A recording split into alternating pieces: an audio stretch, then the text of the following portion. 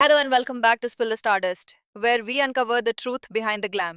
आज हम बात करने वाले हैं एक ऐसे जोड़ी की जो कभी टेलीविजन की मोस्ट लव्ड कपल थी, जिनके प्यार में लोगों को फेरी टेल नजर आता था, बट फिर एक दिन सब कुछ चुपचाप खत्म हो गया। ये कहानी है ऋत्विक धनजानी और आशा नेगी की, एक लव स्टोरी जो पवित्र रिश्ता के सेट से शुरू हुई और इमोशनल साइलेंस में कहीं खो गई जब पहली बार मिले। 2011 के आसपास पवित्र रिश्ता एक पॉपुलर शो बन चुका था। शो में कई नए कैरेक्टर्स इंट्रोड्यूस हो रहे थे और वहीं पे आशा नेगी को कास्ट किया गया अर्चना के डॉटर इन लॉ के रोल के लिए। ऋत्विक ऑलरेडी शो का एक चार्मिंग एंड पॉपुलर फेस बन चुके थे एज अर्जुन। जब आशा आई, उनका ऑन स्क्रीन केमिस्ट्री इतना नेचुरल था कि लोगों ने तुरंत नोटिस किया, लेकिन स्क्रीन के पीछे भी दोनों एक दूसरे के लिए अट्रैक्ट होने लगे। दोस्ती बढ़ी, फिर बॉन्डिंग और फिर एक साइलेंट कनेक्शन जो कब प्यार में बदल गया पता ही नहीं चला। उनका प्यार नेचुरल था, स्वीट था और किसी ड्रामा के बिना डेवलप हुआ। पब्लिक में दोनों ने अपने रिलेशनशिप को ओपनली कबूल भी किया। Relationship goals in real life, TV shows, reality shows, events, हर जगह ऋत्विक और आशा एक साथ दिखते थे।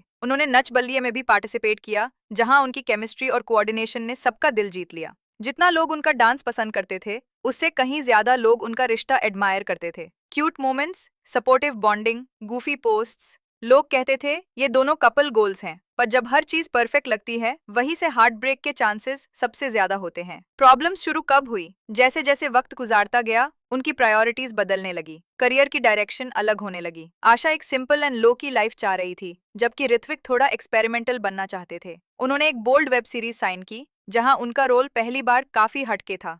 रूमर्स कहते हैं कि आशा इस बोल्डनेस से थोड़ा अनकंफर्टेबल फील कर रही थी, और दूसरी तरफ ऋत्विक की अपनी फीमेल फ्रेंड्स के साथ क्लोजनेस भी आशा को हर्ट करती थी। ये कोई चीटिंग या बिट्रेयल नहीं था, बट इमोशनल डिस्कनेक्ट शायद शुरू हो गया था। आर्ग्यूमेंट्स होने लगे, और वो प्यार जिसमें कभी साइलेंस में समझ होता था, अब उसमें मिसअंडरस्टैंडिंग्स और फ्रिक्शन आने लगा। The breakup, silence in the middle of storm. एक दिन, बिना किसी लाउड फाइट के, बिना किसी स्टेटमेंट के ये जोड़ी अलग हो गई। No drama, no public blame game, सिर्फ एक साइलेंट सेपरेशन। आशा ने एक बार इंटरव्यू में कहा, हम दोनों का अंडरस्टैंडिंग लेवल वैसे नहीं रहा जैसे पहले होता था, और एक स्टेज पे लगने लगा कि रिश्ते को खींचने से बेहतर है इज्जत से अलग हो जाना। ऋत्विक ने कभी क्लियरली कुछ नहीं बोला, बट उनकी आंखों में हर इंटरव्यू में एक सॉफ्टनेस दिखती थी जब आशा का नाम आता था। एक शो में उन्होंने बोला था, आई एम स्टिल सिंगल और I still feel something for her. क्या ब्रेकअप सच में म्यूचुअल था? लोग कहते हैं म्यूचुअल सेपरेशन हुआ, लेकिन सच ये है कि म्यूचुअल ब्रेकअप कभी भी इक्वली पेनलेस नहीं होता।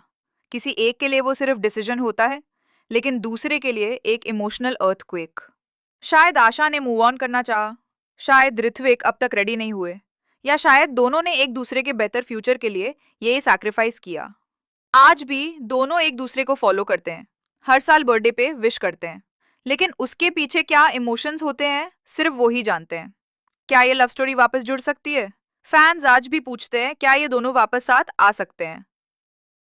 रियलिटी ये है, कभी कभी दो अच्छे लोग एक अच्छे रिश्ते में नहीं चल पाते।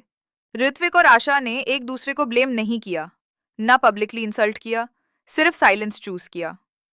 और वो ही सबसे पेनफुल पार्ट होता है। अगर आप कभी किसी ऐसे ब्रेकअप से गुजरे हैं जहां रीजन क्लियर नहीं था, सिर्फ डिस्टेंस बढ़ता गया, तो आप ऋत्विक आशा की स्टोरी को डीपली फील करेंगे। प्यार सिर्फ साथ रहने का नाम नहीं है, कभी कभी किसी को इज्जत से जाने देना भी प्यार होता है। आपको क्या लगता है, क्या ऋत्विक और आशा की जोड़ी वापस बन सकती है, या उनका अलग होना उनके ग्रोथ के लिए जरूरी था? कमेंट सेक्शन में अपनी थॉट्स जरूर शेयर करें। और अगर आपको ऐसे रियल, रॉ और इमोशनल स्टोरीज पसंद है, तो चैनल को जरूर सब्सक्राइब करें।